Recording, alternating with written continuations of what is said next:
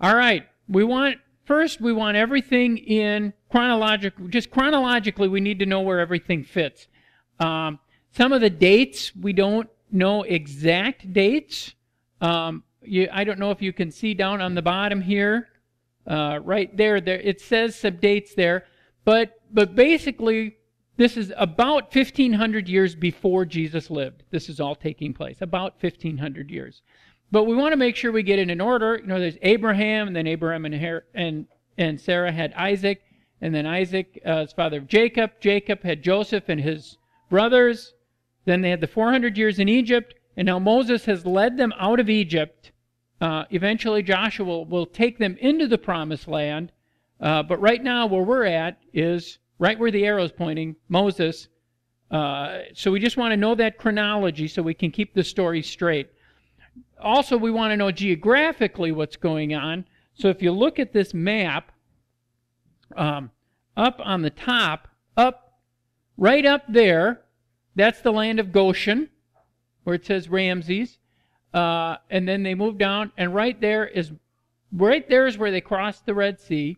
And there's Mara. That's what we talked about last week with the bitter water. If you were here last week and they didn't have good water, and Moses threw the stick in there and it made the water good to drink.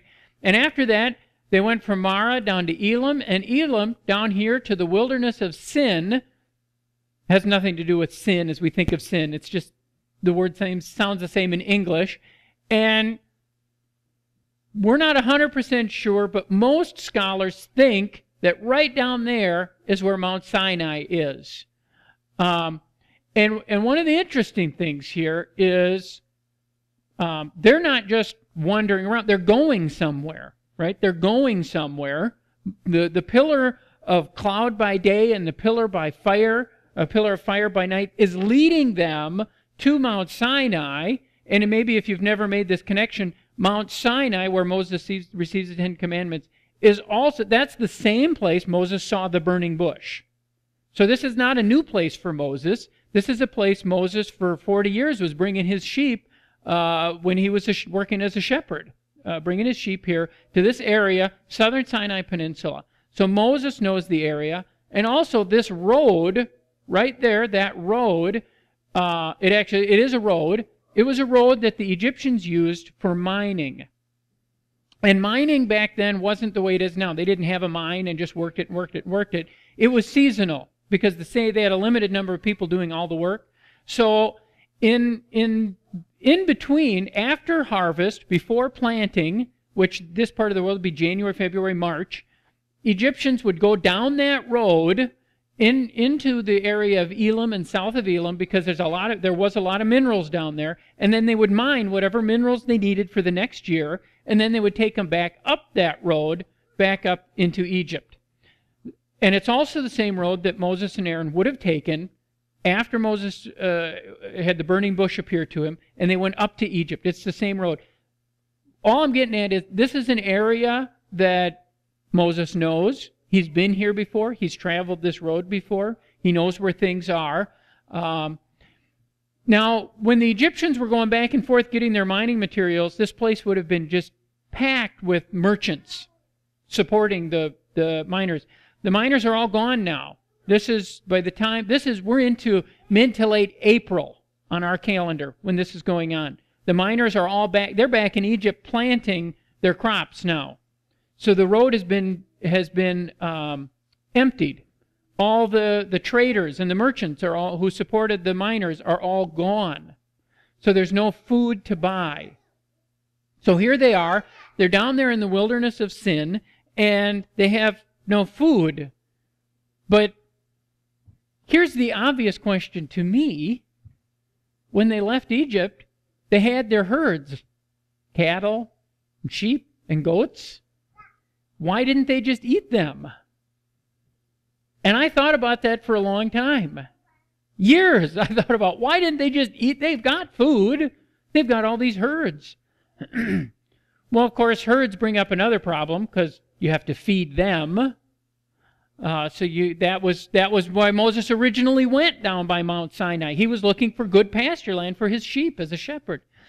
Well, the obvious reason, the Bible doesn't tell us this, but this is an obvious reason, is if they eat more of their livestock than they can breed, eventually they're going to run out. The livestock, the purpose of the livestock, the sheep provides them with wool to make their tents and their clothes. Though, of course, when they're out in the wilderness for 40 years, their clothes never wore out. That's one of the amazing overlooked miracles of their time in the wilderness. But they need that wool. They get milk from the goats to drink milk and to make cheese, which if any of you have ever had goat cheese, you got to be pretty hungry.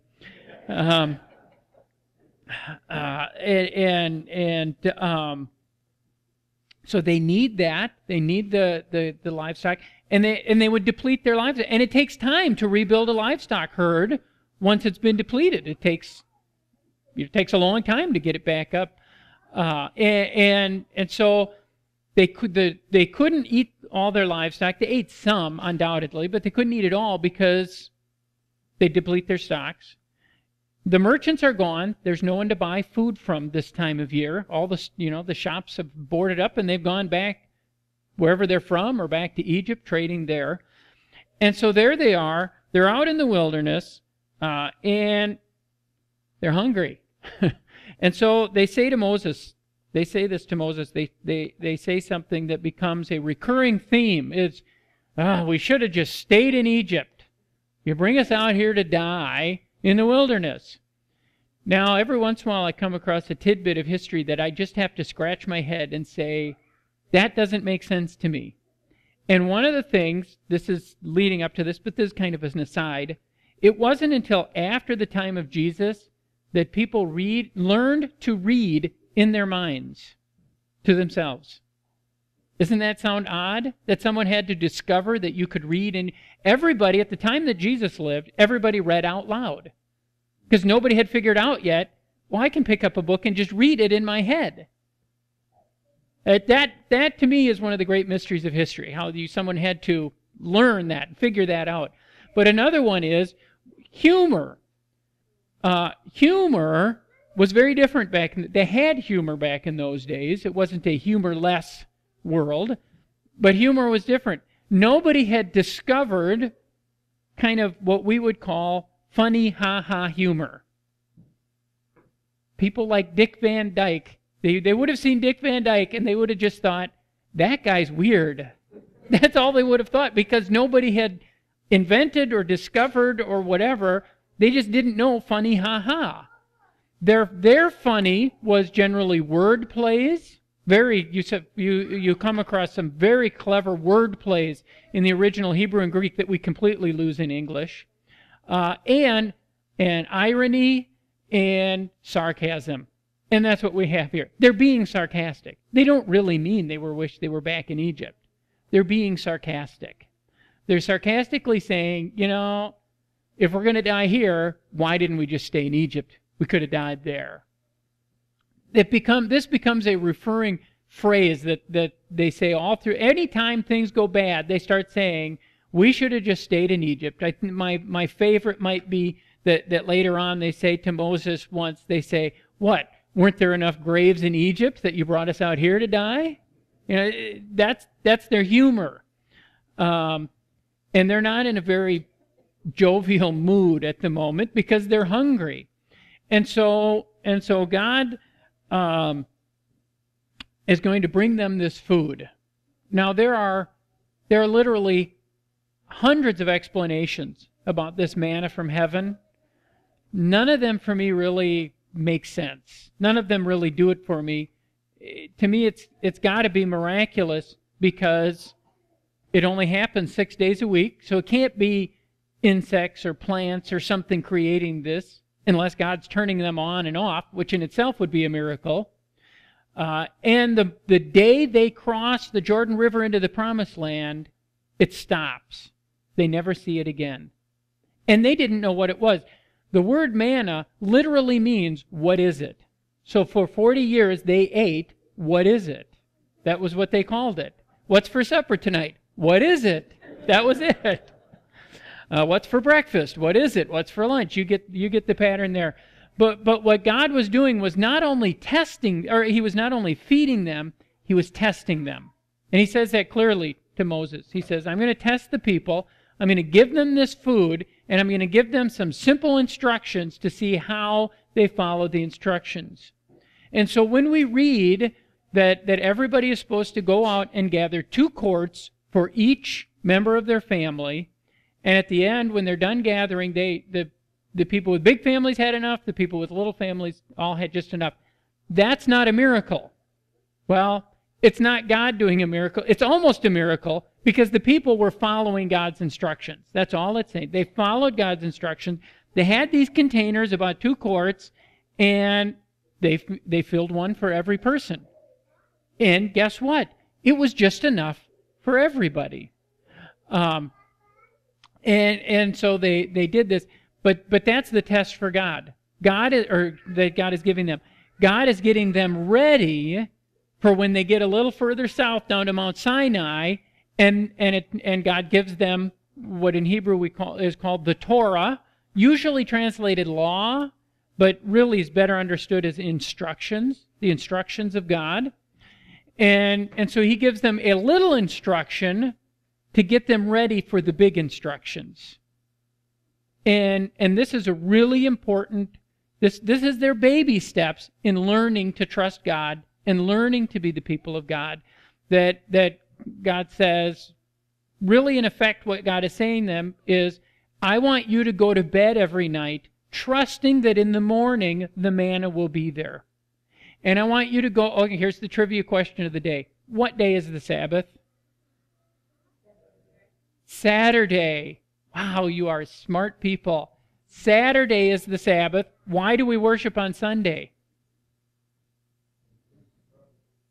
Yeah, Jesus rose from the dead on Sunday. Christians forget Sunday's not the Sabbath. Saturday's the Sabbath, the 7th day of the week. So they were to go to bed on Friday night, trusting that the double portion of manna they collected that day would not have spoiled overnight. So this is their test. This is how they're learning to be God's people. They go to bed trusting that the manna will be there the next morning.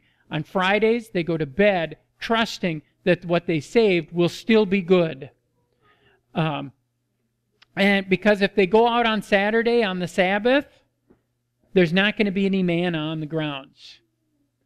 Now you remember, in the creation account, 6 days God created. The 7th day, it says, God rested. God makes manna for 6 days. On the 7th day, God rests. It's, in effect, the store is closed. You can't go and get any food because the store is closed. God does not give you manna on the Sabbath because God is taking a day off. And so they have this manna, and I've got just enough time to include. This is my interesting tidbit that has nothing to do with the text today, but it says that this manna tasted like honey wafers, because back in those days, honey was how they used honey to sweeten their food, and it only was in the wild. They didn't have beehives where they could collect the honey like they do now. They had to go out in the wild and find honey, so it was a real treat. If you went out and you got to have the time. Then you got to know where to go look. Then you got to risk getting attacked by all the bees. And you collect the honey, and you could make these basically the equivalent of sugar cookies is what they're talking about. And this is my tidbit on the history of sugar. I just learned this the other day because I thought they didn't have sugar. So what did they do? And I looked up. It wasn't until 1,000 years after this point, about 500 years before Jesus lived, that someone in India learned you could take sugar cane, pound it up, boil it in water, and then dry the water, and you'd get these little white crystals left over, which they called khanda, which is where we get the word candy from. And it wasn't for about another 1,000 years that someone actually figured out how to do that cost effectively. So that's when they say honey wafers, they're talking about the sweetest treat they can think. That's the sweetest thing they've ever eaten. And so manna tasted like It was like eating candy, only it's good for you. What could be better? Vitamin fortified, fiber enriched candy. And so, but here's one of the strange things to us. This is a strange thing to us because these people were slaves in Egypt. So why would they say, we wish we were back in Egypt? There's a grain of truth in that. Because, strange as it sounds, the average Egyptian, or the average Israelite had a better living in Egypt than the average Egyptian. And that sounds strange to us. And it sounds really strange to us in America because the way our culture is and the way things are. But I'll give you an example from European history because Europe has a long-running and still ongoing persecution of the Jews. We all know, you can finish this sentence, in 1492, Columbus sailed. Maybe at 8, they're just not awake yet. That must be it, because they couldn't finish that line. Yeah, but also in 1492, Ferdinand and Isabella, the king and queen of Spain, told all the Jews in Spain, you either have to become Christian or leave Spain. And that was normal of the way the Jews were treated. And about the same time in England, they passed a law in England. There were a lot of Jews in England at that time, and they were all farmers. And the English farmers didn't like the competition. And so the King of England passed a law saying Jews couldn't own land. It sounds like a terrible thing, doesn't it? They couldn't own. So you know what they did? They all became bankers. Who makes more money, a farmer or a banker? Yeah. So I see some looking around here. That's what, and so then the Jews were persecuted more because they became wealthy. It wasn't their fault. They wanted to be farmers, but they wouldn't let them. That's what happened in Egypt. The Jews became a very large population. They became very wealthy, and so the Egyptians persecuted them. But they were very successful farmers and ranchers that always had enough to eat, and so the Egyptians placed greater and greater burdens on them. But the reality was that the average Israelite probably had a higher standard of living in Egypt than the average Egyptian did. Because you had a couple of Egyptians, Pharaoh and his family, living way up here, and most of the people living hand to mouth down at the bottom. And so the Jews who had huge livestock herds and big farms, Goshen was the best farming country up there, they were pretty well off. So there's a grain of truth when they say we would wish we were back in Egypt. They wouldn't like the slavery. They'd love to have the fertile farmland back and the grazing land for their herds. But really what it comes down to with this manna, like I said, it's a test. God is getting them ready to follow the Torah, the instructions that are to come later. This is their first introduction to following God's instructions. And I'd give them maybe a C+.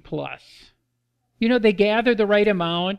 Some tried to save a little extra. Some tried to go out on the Sabbath and they couldn't get any. But they did okay. And they learned this.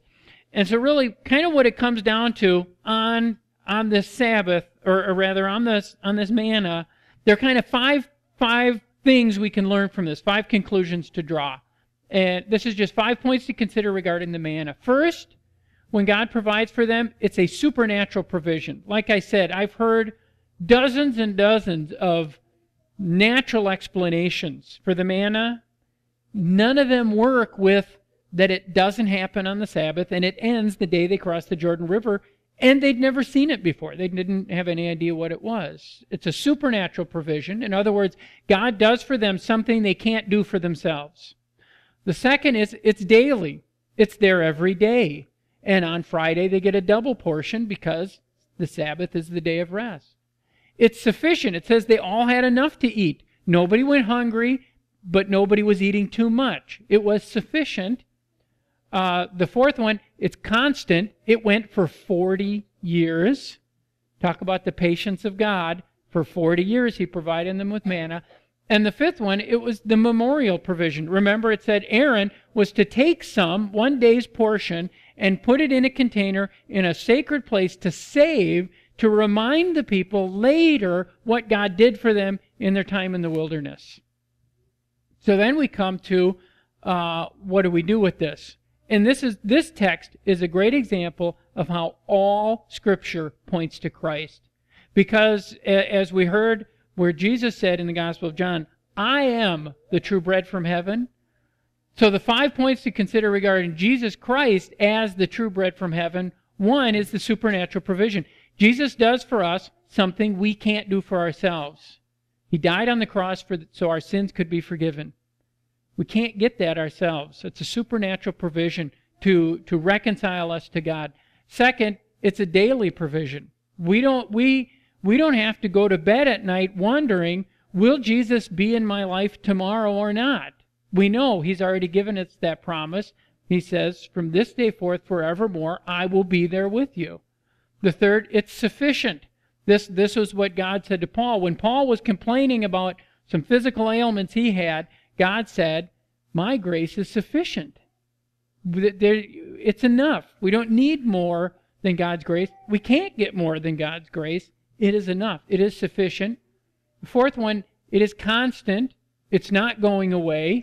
Christ is here yesterday, today, tomorrow. Christ is always there for us, bringing us renewal through forgiveness.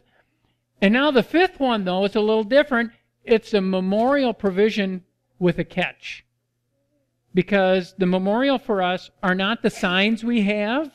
We have the Christ candle, sign that Jesus is here. We have the elements, the bread and the wine for communion in just a couple minutes. Behind the screen, we have the cross. We have the Bible up on a banner over there. We've got the banner here of Christ.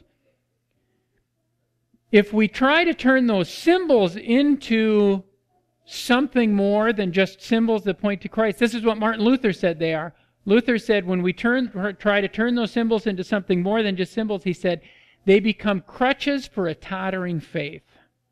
When we cling to the symbols and not cling to Christ that they point to. So the memorial provision with a catch is that the memorial is us. That we are to go out and live Christ's daily, supernatural, sufficient, constant provisions for us in such a way that the other people out there see Christ active in our lives. That's the memorial provision. In fact, we're going to close our service today with a great song. You go light your candle. That's what that whole song is about. Going out and being a memorial to Christ in how we live our faith. So let us pray for that. Lord God, we give you thanks this day that Jesus Christ is our bread from heaven. And though we don't always understand what you're doing, we don't always understand what you're asking us to do, we pray that we will learn to follow you, that we will hear your words to us, given to us in Scripture, and we will see you active in the lives of those around us, and that we will give glory to you. So we pray that you will help us go out this week and be living memorials to you, living your grace, living the forgiveness of sins that you bring to us, so that other people will see us and give glory to you. And we pray for all this in Jesus' name. Amen.